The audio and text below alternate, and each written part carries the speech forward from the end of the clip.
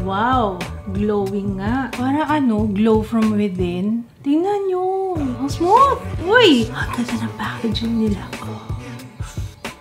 Swear, I'm very happy. Ang mahal! Nakita nyo yun? Number 1.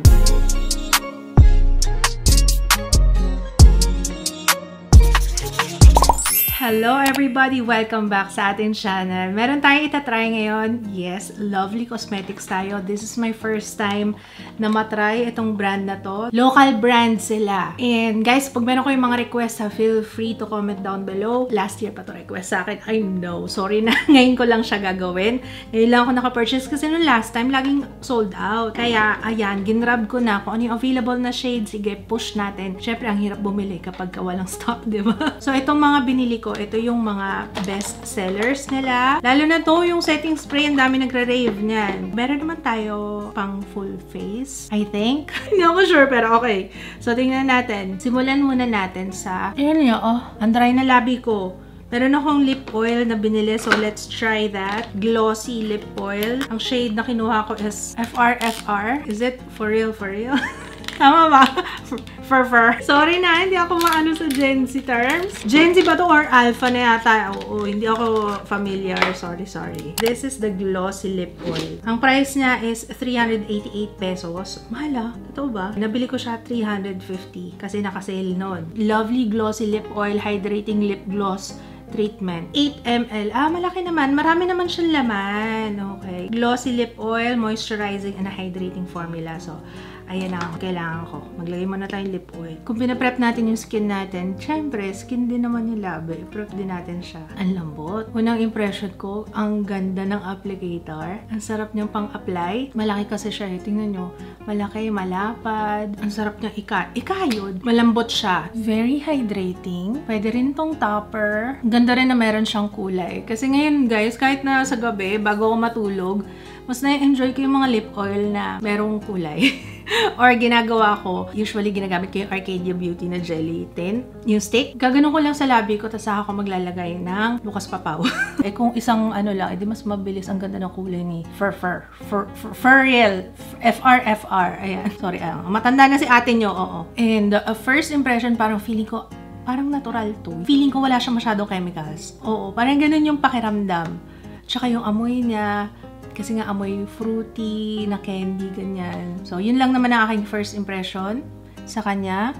And yes, na-hydrate niya kagad yung aking nanunuyo na labi. So, before tayo mag-move on sa face, ano ba una natin i-apply? Meron sila nung skin illuminator. Oh, yes. Hindi ko alam actually kung pwede na tong foundation or kailangan pa natin ng foundation. Though, meron naman akong powder dito. Let's see na lang ha. Ang ginamit ko on my face, before natin ilagay, itong skin illuminator. I used Garnier Bright Complete Booster Serum, yung vitamin C. Ayan, for my, ang bilis nyo. Di ba ang itim-itim niya nung mga nakaraan? Ang bilis umepekto sa akin itong Garnier.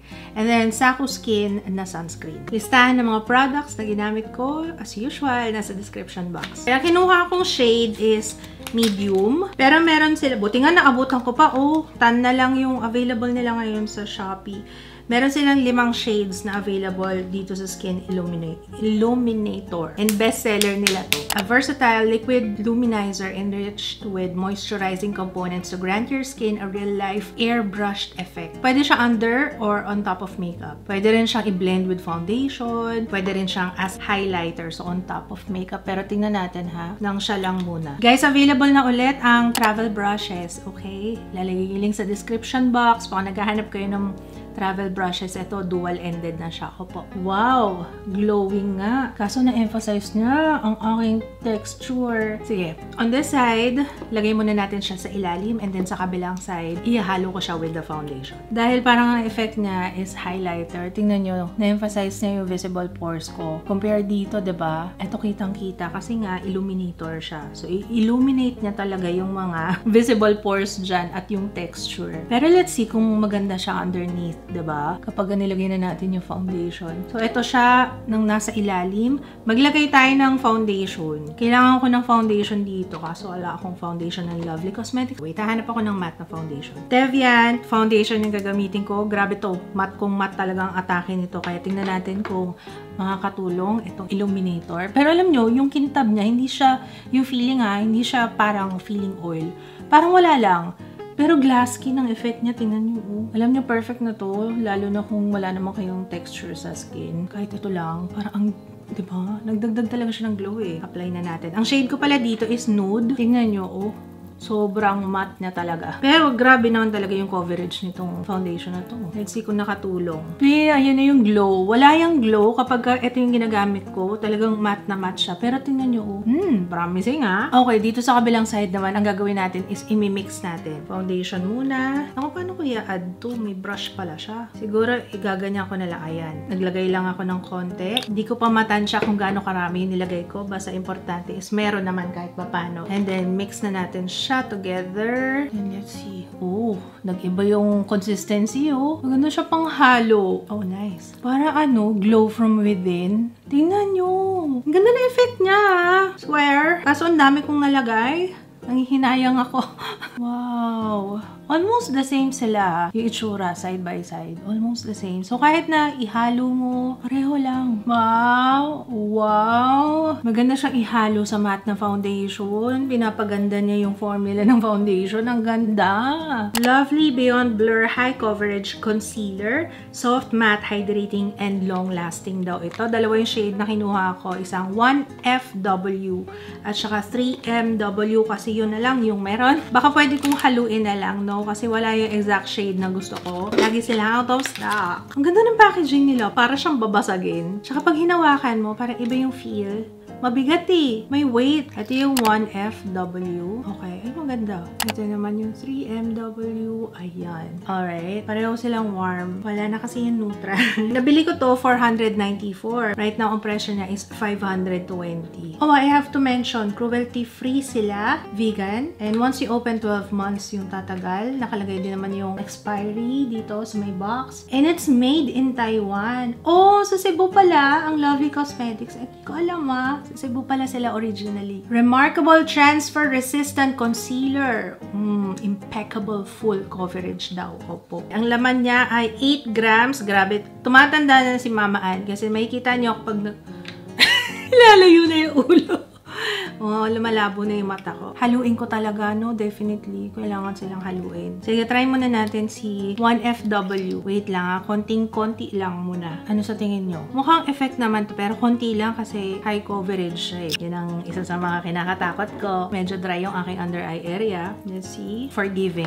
Okay. Sige, push na natin si 1FW. Baka kasi masyadong maging warm pagka hinalo ko yung isa. So, tinansya ko muna yung dami ng ilalagay ko kasi baka masobrahan. Ang alam ko, paubos na yung ganito namin guys ha, sa mga interested sa ganito. Ang ganda kasi nito, kahit isa lang, pang buong face mo na siya. Maraming sides eh. Hindi ka mauubusan dito. Ang tawag dito is yung aming multi-angled precision blendy. Get it? Habang meron pang stocks. Baka kailangan nyo na rin magpalit kasi 3 months ang palitan ng sponge ha. Reminder lang po. Okay yung 1FW, akala ko masyadong maputi. Tingnan nyo. Ang smooth! Hindi siya ganun kabilis mag-set. Meron pa akong time. Kahit na nagdaldal pa ako. May time naman ako to set it, so hindi siya mabilisan. Which is nice. Gusto ko yung ganung formula. Right now, ang ganda ng lapat niya dun sa under eye ko ha. Usually, kapag high coverage, medyo halatang-halata na yung mga lines dyan sa ilalim eh. Pero so far, okay naman Nawala rin, no? Compare nga natin. Ayan, na-brighten niya na yung aking under eye area. Okay na, no? Ngayon, ang gagawin ko naman, paghahaluin ko yung dalawa, no? Pang spot conceal. Kasi masyadong dark kapag yung 3MW eh. Let's see.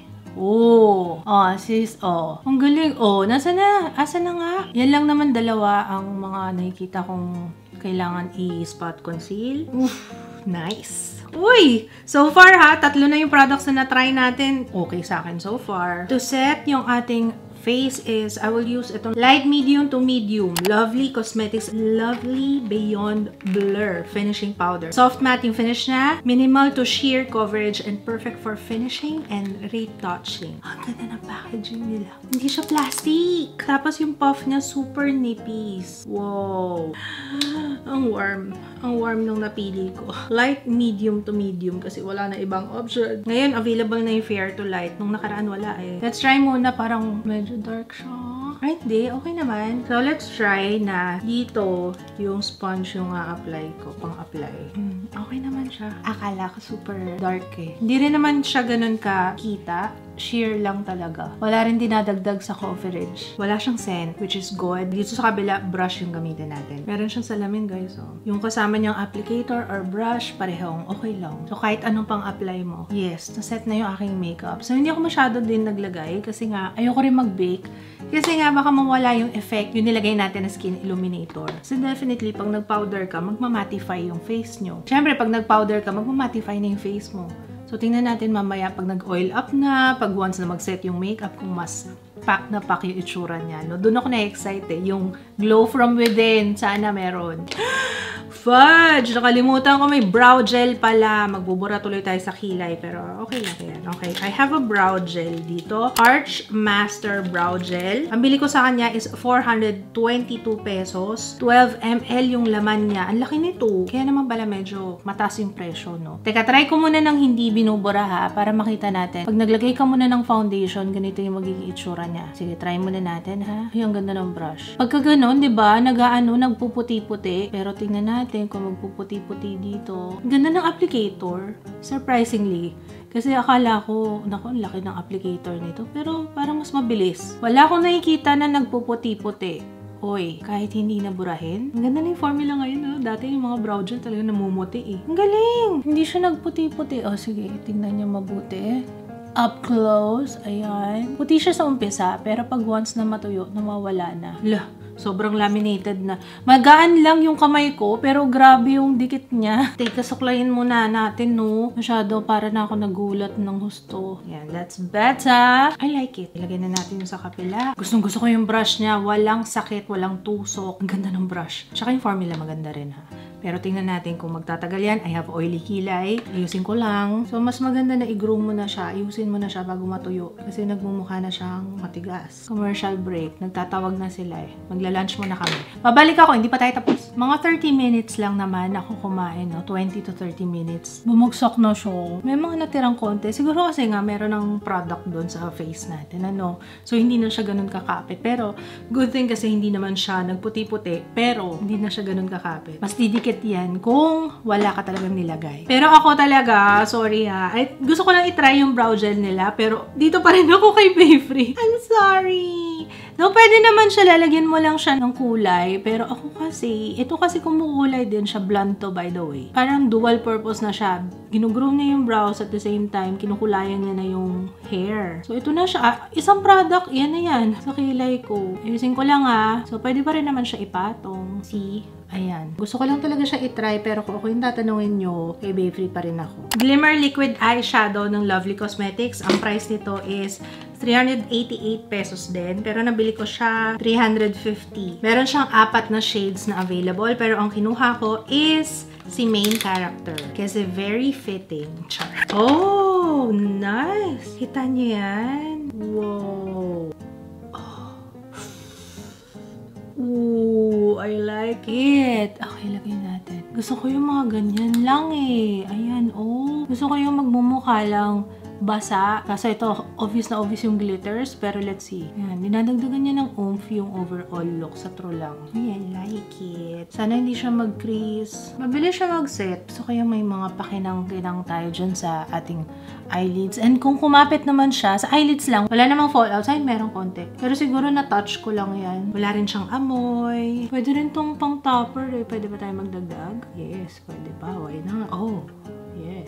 Okay, sa mga magtatanong, anong kulay ng glitters niya? Pag tinignan nyo, parang may pink, may green, pagka nag-reflect siya sa ilaw. Parang iba-iba. Depende kung saan manggagaling yung ilaw. May pink at saka green. Yun ang nakikita ko. Pero sobrang minute lang talaga. As in, maliit na maliit lang. So, hindi naman siya yung glitters na pagkalaki-laki. Ano po? Ganda! Okay, next. Oh, mascara! Wait, mag-lash curler lang ako. Ganda. Very simple. LC. Volume High HD Mascara. Ano ba to? Waterproof ka ba? May gumagawa. Uy, sold out to yung mascara. Mataas ang rating. At isa sa mga bestseller nila to. Ganito yung brush niya. Maganda yung brush. Let's apply. Ang ganda ng formula. Hindi na-weigh down yung lashes. At saka manipis lang siya. Hindi basang-basa. Gusto ko yung paliit din yung brush niya kasi para maabot yung dulo ng mata. Hindi siya overwhelming. Lalo na sa mga maiksi lang naman yung lashes. Pero tingnan nyo. Na-volumize niya talaga. Truly. Sige, compare natin. Tingnan nyo. Ganda, diba? Swear? Ang ganda. Natuwa ako. Tingnan nyo. This is nice. Tsaka isang layer lang yung nilagay ko. Ang ganda ng formula nito. Uy, mukhang meron akong bagong paborito. Sige nga, tingnan natin sa lower lashes. Okay, okay. Wala naman siyang claim na water resistant or waterproof. Pero ang ganda niya. Naku, mukhang magugusto. Sana. Pagka hindi siya nag-smudge, this is promising. Blush na tayo. Dalawa yung kinuha ko. Yung pinaka-bet ko na shade, ito yung kinuha ko. Nakita ko online 350 pesos ko to nabili. Buildable, long wear, and natural flush. So, meron silang 1, 2, 3, 4, 5, 6, 6 na shades na available. Ang kinuha ko, A Moment and No Calls Please. Malaki siya guys, so ang laman nito ay 6 ml. Ito yung nakita ko kasi na full-toned na pink. This one is A Moment. And then, yung isa, very basang-basa, kaya hindi ko alam kung paano to magpa-perform. Isa sa mga pinaka-basang-basang blush na nakita ko, na magagamit ko. Grabe, ang thick ng, niya, formula. Pero let's see kung paano siya magpa-perform. Parang maganda rin siya. No calls, please. I'm torn! Hindi ko alam kung anong gagamitin ko. Oh, ang ganda nito. Pero, medyo warm siya, Ito naman, parang ang ganda nito. Gusto ko to. Ito na lang. A Moment. You know what? Pag bago lang yung blush, mas maganda na paunti-unti lang muna yung pag-a-apply, At saka mas maganda daliri. Lalo na kapag first time ko talaga siyang gagamitin para makita natin paano siya mag-blend. Very natural. Pero tingnan nyo merong area dito na talagang hindi kinakapitan yan ng blush. Ewan ko nga ba, bakit ganyan yan? So, i-diretso na natin. Medyo nag-gauge ko na kung gaano karami yung dapat kong ilagay. Kahit thick yung formula niya, okay naman siya, You have plenty of time bago siya mag-set talaga. Kahit na ilagay mo muna siya sa face, kabilaan, hindi siya kaagad-agad mag-set. Ang ganda ng glow! Yun ang napansin ko. Sige, apply na natin siya on this side. Ang ganda nitong shade! I love it! Dati hindi ako mahilig sa ganito, napansin ko lately, parang ibagay sa akin. Normally, nagsaset ako with blush powder kasi nga cream tong ginamit natin. Pero wala tayong blush na powder. So, yung powder na lang ulit. Pero hindi lang. Gusto ko yung glow na Kaya ayokong totally takpan yung glow na yan. Wala akong contour, so magka-contour muna ako. Try natin gamitin yung highlighter. I mean, yung illuminator sa nose. Para matry natin on top kung kumusta siya. Oh, nice. Yan ang sinasabi ko, girl. Pwede, diba? Ganda. Mukhang natural to, Iba yung effect, Talagang na-lift niya kagad yung tip ng nose ko. Iba talaga ang effect ng highlighter. Pero ang ganda nito kasi very skin-like. Hindi halatang highlighter. Hindi off yung kulay. Ganda ng kulay nito. Ano ba nakuha ko? Medium. I'm very happy. Especially sa itsura natin. Uy! Maglagay tayo dito. Ang fresh! Sobrang, wala bang iba? Parang lagi na lang Latina. Sobrang Filipina, ganun. Let's blend this. O, diba? Para lumabas yung ating collarbone. Nakalabas na siya, Lip and cheek tint. Meron akong 90s Babe and Aquarius. Bestseller din nila to, guys. 218 pesos para dito. Mahal. Sorry, namamahal. Ang mahal nun, Parang ang mura na lang ng mga lip tint ngayon, Pero tingnan natin, baka naman may reason kung bakit. Pipilian ko ba kung ano yung susuot ko, roll! Ang mahal! Bakit? 218 pesos. Tapos, ang dami niya ay water tint pala to. 10 ml. Marami naman siya. Feeling ko matagal mo naman siya magagamit. Pwede na. Pero sa panahon ngayon, ang mura na ng mga ganito, Ay, ito lang. Parang hindi masyadong lumalabas. So, ito si 90s Babe. Ito naman si Aquarius. Oh, medyo brown siya. Parang bet ko to. Teka, try natin Si Aquarius yung napili ko kasi siya yung kakaiba. Tingnan nyo.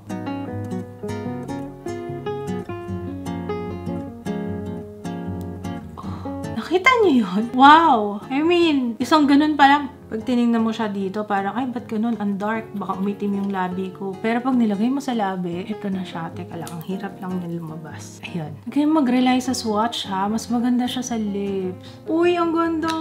Hindi siya nagsisettle sa labi. As in, yung Yung sa mga linya-linya. Tingnan nyo. Tapos maglalagay ako ng konting 90s babe. Pero dito sa loob lang. Ayan. Ganda! Kaamoy niya yung lip oil. Pero ito, wag naman sana. Medyo na kinakabahan ako kasi may ganito ko dati na umasim. Lip tint din yun. Parang the same kasi sila ng amoy. Grip Setter Fixing Spray. Ito yung pinaka-best seller nila. Ang dami kong nakikita na review nito. So, gusto ko yung patunog na.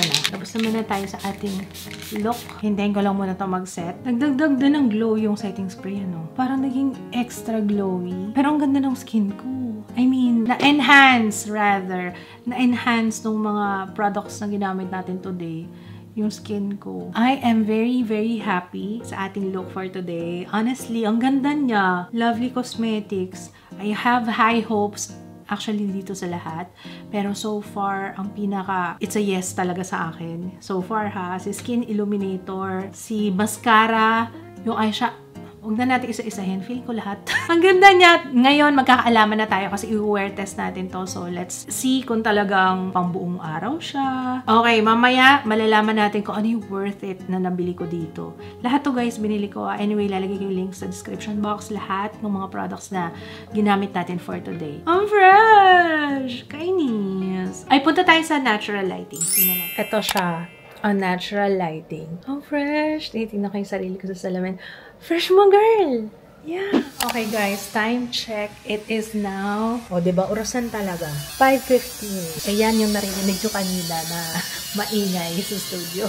May construction sa kapitbahay. Pero, ito yung itsura natin right now. Kailangan na bang mag-blot? Parang hindi pa. Pag hinawakan ko, hindi. Friends, hindi. Hindi pa kailangan mag-blot. Lipat ako ng salamin. Very glowy, pero hindi siya oil. Glowy talaga. Pareho, guys. Kung ano yung itsura nung dito sa isang side na underneath, tapos itong side yung hinalo. Pareho sila.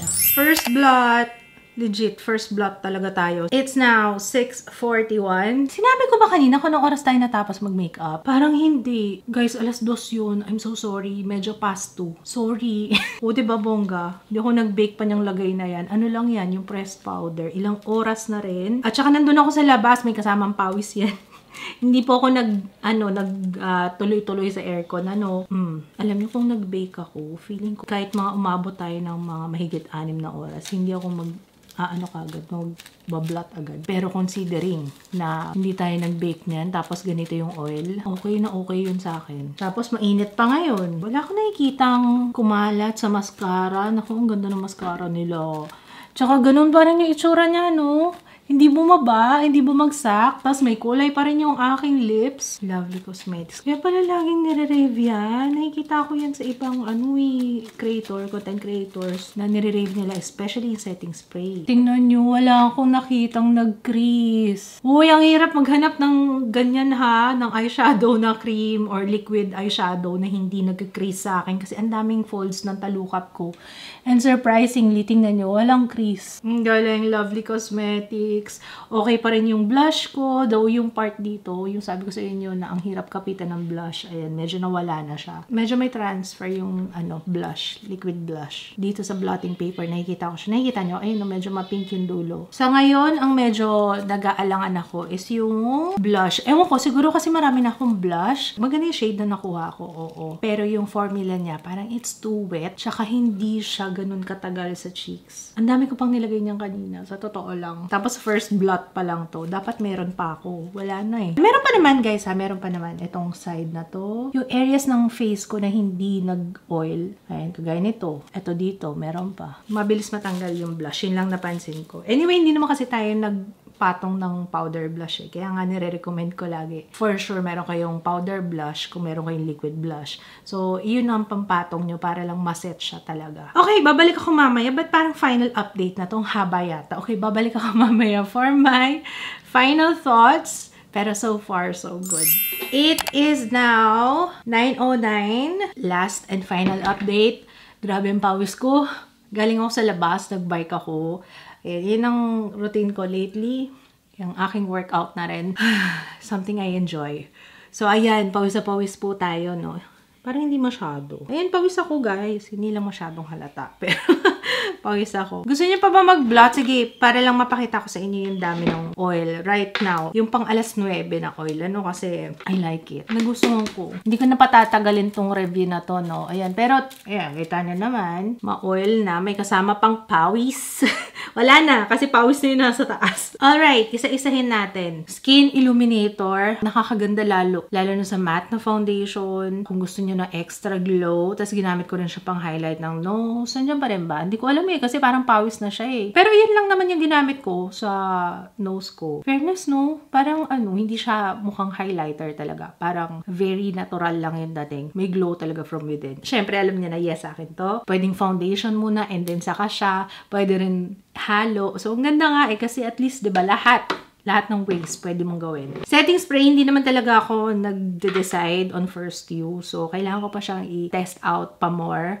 Pero okay siya kasi maganda yung mist niya. Nagdagdag siya ng additional glow. Yun ang napansin ko. However, parang hindi naman ganun nagtagal yung blush ko. Hindi ko alam kung sa blush may problema or supposedly kapag may setting spray ka na maglo-lock in talaga ng makeup mo, dapat hindi magagalaw yun eh. Unless, siguro kung kagaya nyo kung kasing oily, pwedeng matanggal kagad talaga yung blush. Liquid eyeshadow, definitely. Ang tagal ko na naghahanap. Ito yung number 1. Sa lahat ng products na ginamit ko ngayon, ito yung number 1 kasi ang tagal ko nang naghahanap ng liquid eyeshadow na ganito yung parang glitters, para fresh-freshen lang. Na mukhang basa lang yung eyelids ko and at the same time, hindi siya nag-crease. Walang crease na naganap. Wala akong nakikita. Kayo ba meron? Ang ganda ni main character. Talagang pang main character talaga.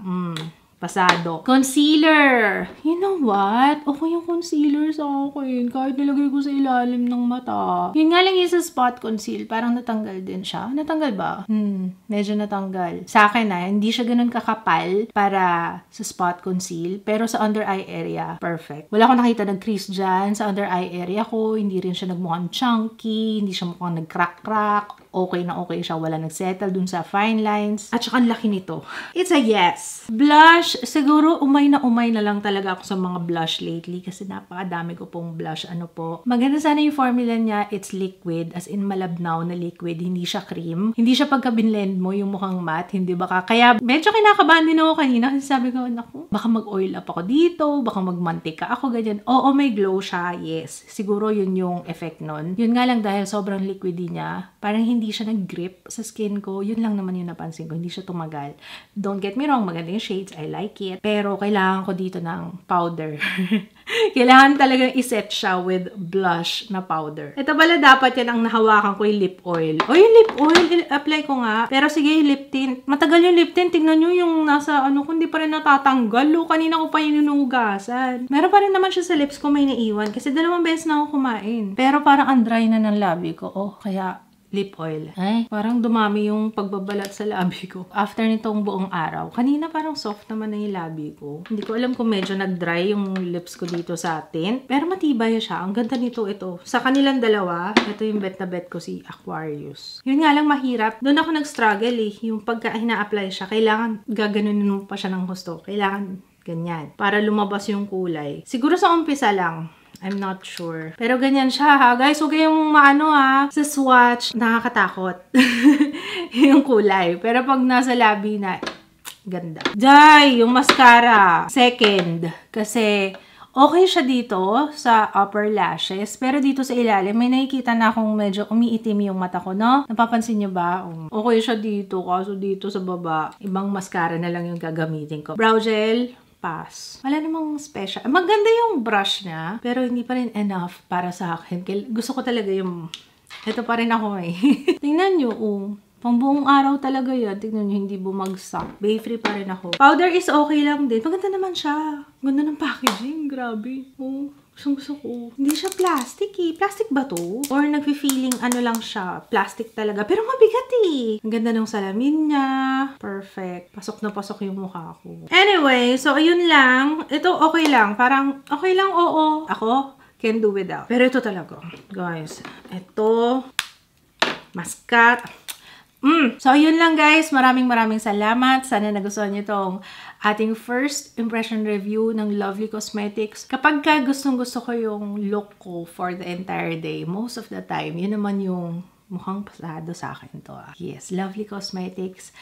I'm sad na ngayon ko pa lang siya na-try, no? Sana last year. Alam ko last year nyo pa nire-request yan. Pero ito na po. Hindi pa naman ako huli talaga, no? So, ayun lang. Maraming salamat. Sana nakatulong tong video na to. Let me know your thoughts. Kung meron kayong favorite ng Lovely Cosmetics, ano yon? And share nyo bakit. Comment down below. Ayun lang. Thank you so much for watching. I will see you again on my next one. Bye, guys!